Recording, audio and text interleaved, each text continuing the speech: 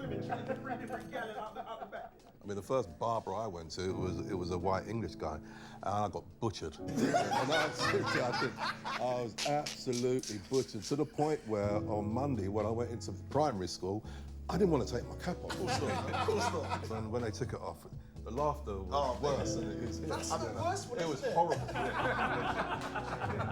Man's quiet as a mouse.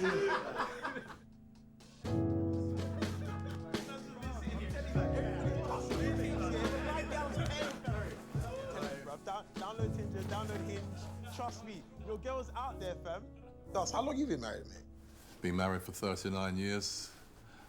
Still together with my wife. Raised by my grandmother. She gave as much love as she could give, and I have that to be grateful for. Listen, I went on Tinder to chat to gal, all right? And it just so happened that I chatted to the gal that became my girl. I went to a party in Thornton Heath with a mate of mine. I saw her, and it was weird.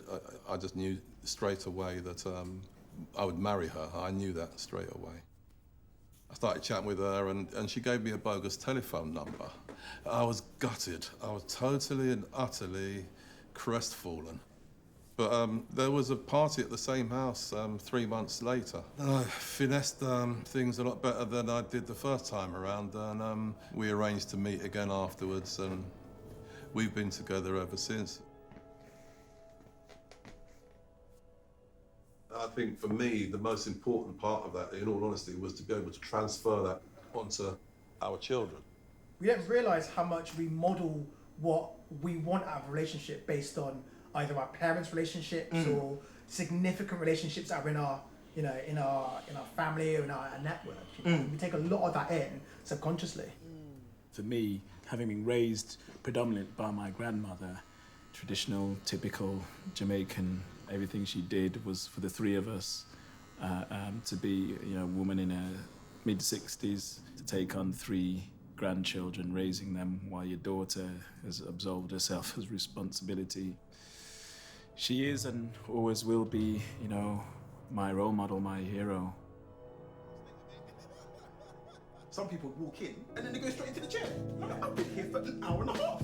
I'll take for Edie at the My dad used to cut my hair when I was a little boy. But the funny thing is, my dad has been bald for so many years.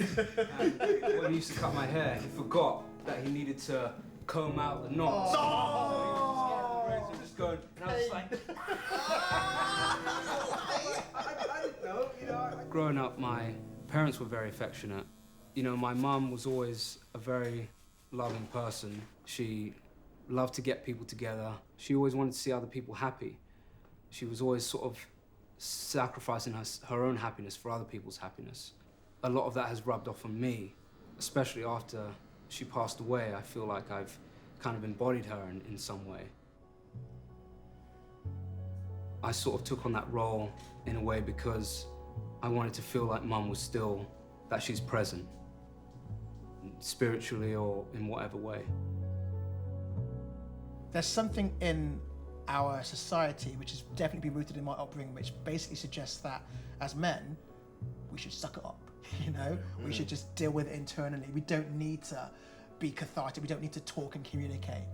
And that really stymies us. That, I guess, also from my perspective, just reflecting it, just holds us back from having the space to actually not only receive love, but also as well show love and care when people are going through challenges, when people put up the flags.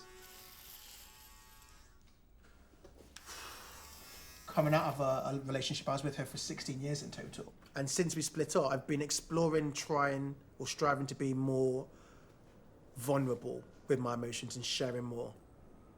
Because I really do see that was one of the reasons, the big reasons why I've gone through my divorce. And maybe I put too much of that on her telling me how she felt, but she probably couldn't tell me how she truly felt because I hadn't created a safe environment for her to do just that. I don't know where the need to be stoic is rooted or where it's coming from, but I know that it was passed down from my dad. He's old school. He's, never going to talk to you about what he's feeling. But I remember one stage he turned around and said, "Carl, look, I think I'm depressed." And I squirm at my response to that because when I look back at that, my response was, "What do you mean you're depressed? Stop being silly. Come on, man up, And I see that almost as a cry for help.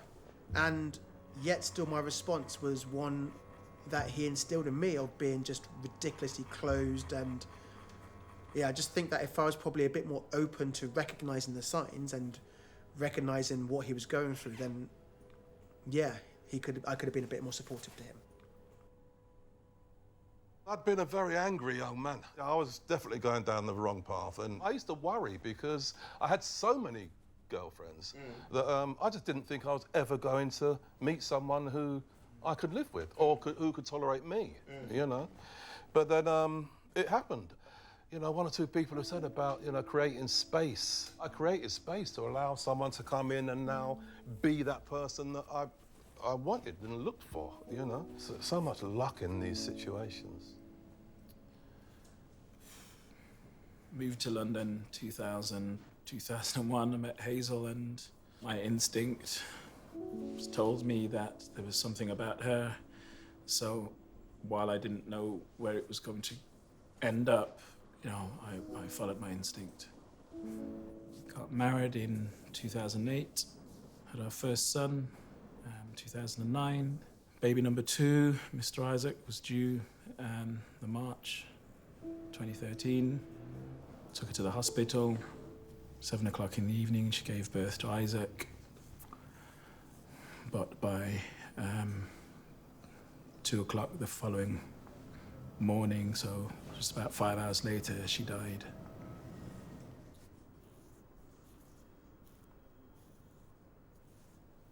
And I wasn't supposed to be a single dad with a 3-year-old and a newborn baby, having to tell Aaron at 3 that his mum had died and she wasn't coming back. You spoke about what it was about Hazel. Yeah. I saw my grandmother in her. That's it. So I've lost the 2 women that were the closest to me in the world. But I'm still here.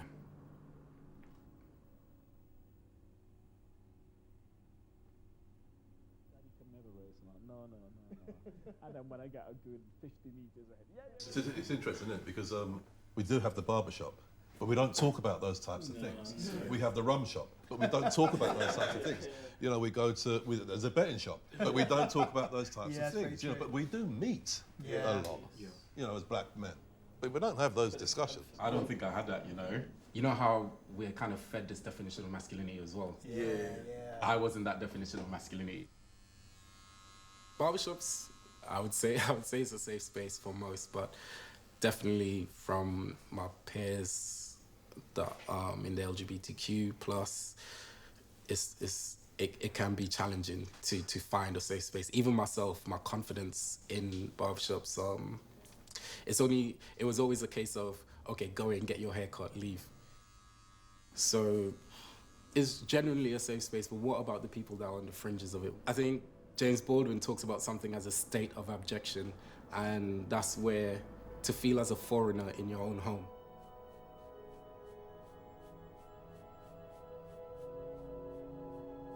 You know, a lot of times we're taught, or the definition of black masculinity has been sold to us as some sort of hyper-masculine kind of structure or construct. I fully get you on that. When you talk about tribes, it's actually really important. And I'm lucky enough to have like a sick group of mates, right? We've got this group called Feelings, and that's separate to a number of other groups that we're all in. What we all try and do is just support each other. And whatever anybody's going through, we allow each other that space to be vulnerable, to be your authentic self, I feel. We're not all trying to do the male thing and be like, I'm a big man, yeah, I'm nice, don't worry about me. I think that takes great strength to be able to do that and to be able to find it in your heart to be comfortable in doing that. So, Men who say that, you know, men shouldn't cry, in a way I feel sorry for them, you know, because I can't, sometimes I think, well, what do you do then when you're feeling like, you know, crying? I'm not afraid to cry in front of my friends. I've seen the vast majority of my friends cry, especially my closest pals. This is what being masculine is about. I don't care what the friends are doing or not doing, what the friends are saying or not saying. I have to lead by example. but not just for my boys, in terms of my responsibility to my community. Too many black boys, too many black boys going under. Nah, fam, there's a lot between these ears, you know what I mean? We just need the opportunity to be able to speak about it. Really put ourselves in positions that we can have conversations outside of things that are just physical prowess or race relations topics. There's so much more out there that we all want to talk about. We get pigeonholed into these boxes, and I think a lot of black masculinity falls into that at times.